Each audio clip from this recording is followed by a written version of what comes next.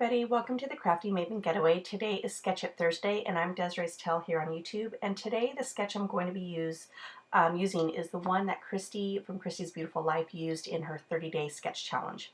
So it inspired me, but I'm going to tweak it to fit my own layout. And the photos that I'm going to be using, it had a lot of orange in it. So I went through my stash and I found this crepe paper farmhouse 6x6 paper pad, and when I was going through it I saw this beautiful floral paper, and I knew right away because of all the colors that that was a paper I wanted to use. And I knew I could grab other papers to coordinate, and that would help me out a lot because it has multiple colors. Now there's the two photos that I'm going to be using, both taken on the same night where my husband and I and a couple of our friends' families went out to dinner. And so here I grab I'm so sorry, it is 5 o'clock in the morning and I am running on 2 hours of sleep. We have severe Santa Ana winds, and I don't know if that's what's keeping me from sleeping, but I will go to bed about 9 o'clock, and then I'm not kidding you, 2 hours later I wake up and I just can't go back to sleep. So forgive me if I sound just exhausted, and I gotta work today, so this shall be interesting. Okay, so I pulled some paper. Now that blue paper that you see is a lot bigger than a 6x6 paper. That's actually from October Afternoon's Travel Girl collection, and that blue was perfect. It matched beautifully with that floral background paper. Now, when I was going through my stash, I had a really hard time, surprisingly, because I've been scrapbooking, you guys know, for 18 years, of just ephemera to go with this layout. And it was, just trouble like with the colors, and nothing was matching. So I knew right away that I had to kind of create my own. If you don't have embellishments, gotta think out of the box and see what you can make. And so what I decided to do was I went through my 6x6 paper pad. I have a huge stash of 6x6 paper pad, and I found this one by Teresa Collins, which is called Vintage Finds. And I was looking through it and I absolutely love it because most of the papers are cream based and black, and a lot of them are printed, so it's almost like a dictionary, or it has a whole bunch of words on it, and it just makes it a really nice neutral background. So I knew I wanted to use some of those papers to make my flowers. And what I did was I just went to my Silhouette Cut store and I found a flower that I liked. It is a flower that is on that background paper, however it's not really dominant. It's very very small, they're very tiny, they don't really pop. You have to look for them on that 6x6 paper, but they do match.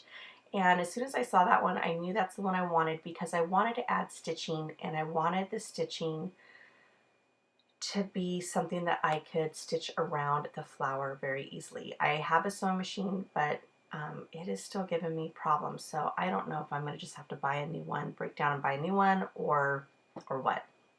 But there's the flowers, and there's the stitching that I did. I actually had the embroidery thread, the colors, to coordinate beautifully. And then I went through my stash, and when I first started scrapbooking, there was this company that had buttons, and I'm not kidding you, I bought every single collection that they had, and I still have them. So as soon as I saw the green ones, they're just plain avocado looking green buttons, and I just thought that was perfect.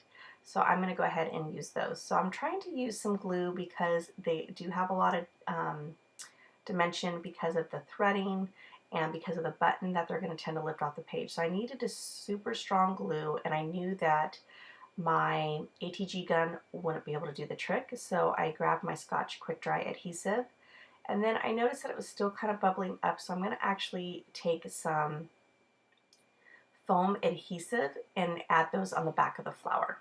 One of the great benefits of having punches or a digital die cutting machine or even a manual die cutting machine is creating your own ephemera with pattern paper. And so I love the fact of how these flowers came out. The one thing I didn't notice though is that the one paper that I used, the Teresa Collins, on the one side was lines and on the other side is words, and I'm going to put the two flowers together with lines on it on one on the top, and then the ones with the words on the bottom. And I actually wanted to mix it up, so I'm going to do that and correct it here in a minute. But on a little side note, if you don't follow me on social media, on Instagram, that's one of my biggest platforms that I use versus Facebook. It's just a lot more easier for me because I'm on such a time restraint that uh, it's just easier for me to use. And I did a story about my room being a complete mess, and it was so funny because so many scrappy friends were like, oh my gosh, Desiree, if I could just go to your house and or help you organize. And I'm usually an organized person. However, I just think I'm a little overwhelmed right now with some things, and my room right now is a disaster. All over my floor, I have, I'm not kidding you, like 13 boxes of like pizza boxes full of embellishments of Christmas because I'm still working on my 2016 December daily. And in fact, when I was trying to sew these flowers, I couldn't find my sewing machine because my room is such a mess. And it was buried under a bunch of paper, or not paper, under the pizza boxes and just a whole bunch of stuff. Well, I'm now trying for this layout, I'm also trying to find my paper trimmer. And so I'm looking around the room and I could not find it after looking for a long time. So I brought out this old one that I have as a backup. It's one of the first paper trimmers I ever bought. And I was just like, all right, I got to keep moving on. So I used scissors to cut paper. I have used my paper trimmer for this layout.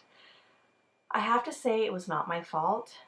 I just recently found it, and this has been going like 4 days now. My kids had it. So it was up in their room. They took it out of my scrapbooking room and was using it for who knows what. But I just need to organize my room.